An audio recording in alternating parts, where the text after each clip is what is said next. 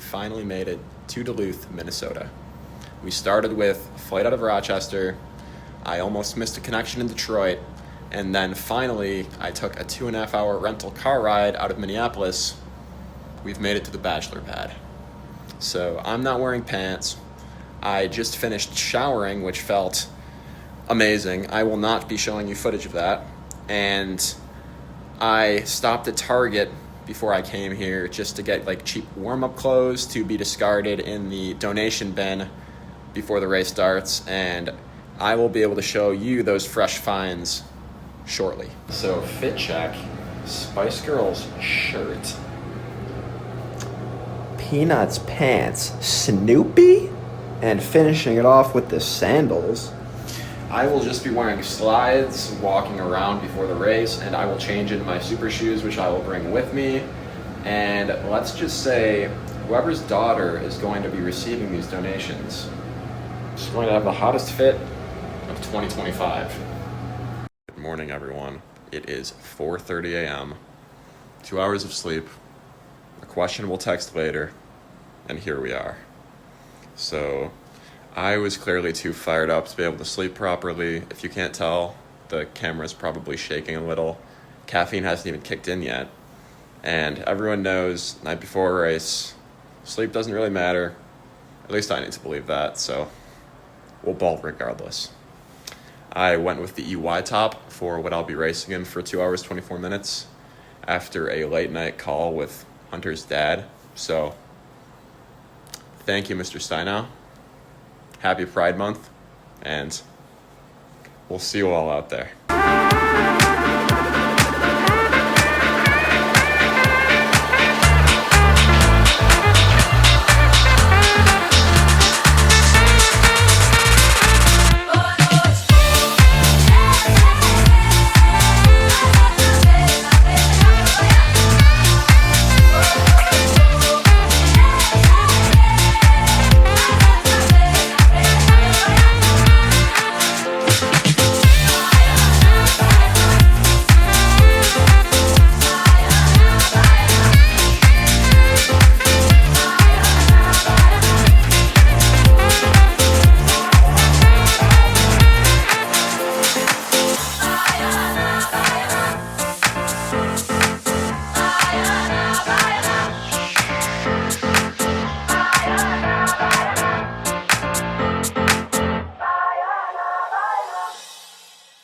The trip back to Minneapolis, new hotel, same guy that needs to shave, and I'm going to take you all with me to the Mall of America.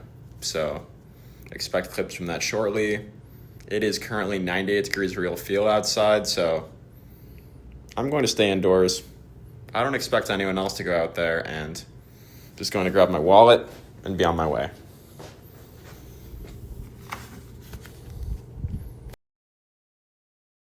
Currently walking around the mall like I've been hit by a truck twice. It's a good thing I don't talk to girls because I would be in trouble. Honestly, my legs don't feel terrible. It's more so just my toes that are so bruised that I can't wear shoes, and I had to buy another pair of sandals. So hopefully I can get that figured out by Tuesday when I have to go into the office. I went to Crave for dinner, and let's just say that they will remember my name. Currently heading back. It's 9 p.m. and everything is starting to close, including my eyes. So only other things to report are that I went to the aquarium and I did pick out an outfit for Amelia. Something about running a marathon made me want to buy her clothes that she will grow out of in less than a month, but she's going to look real cute. What a day. I just finished up playing on my floor for 15 minutes. It's been 6 months since my last marathon. Let me give you a recap. So first off, one of the things that we learned in college was that you should never be using variables like weather as an excuse for not meeting your expectations in a race.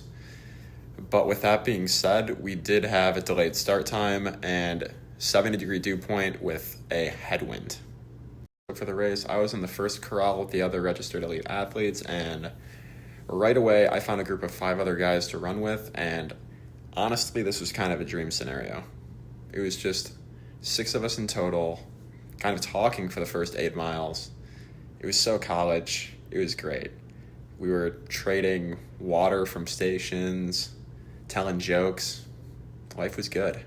These were all guys that had experience running 226 before, and they were looking to break the 225 barrier as well, so it just worked out. But unfortunately, come the halfway point, things started to fall apart.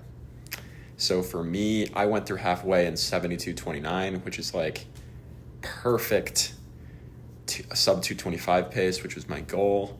And at that point, I just knew it was not in the cards.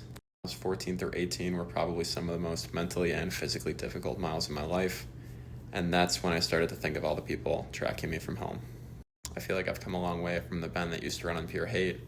And I feel like if I did that today, there would have been no chance that I would have finished. I ran for the people that care about me, and if you're watching this video, that's probably you, so thank you.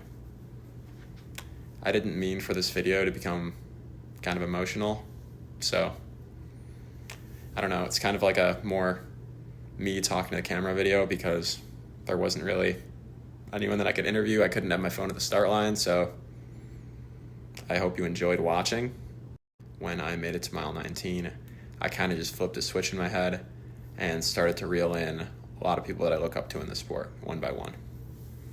By the end of it, I finished 37th out of something like 10,091.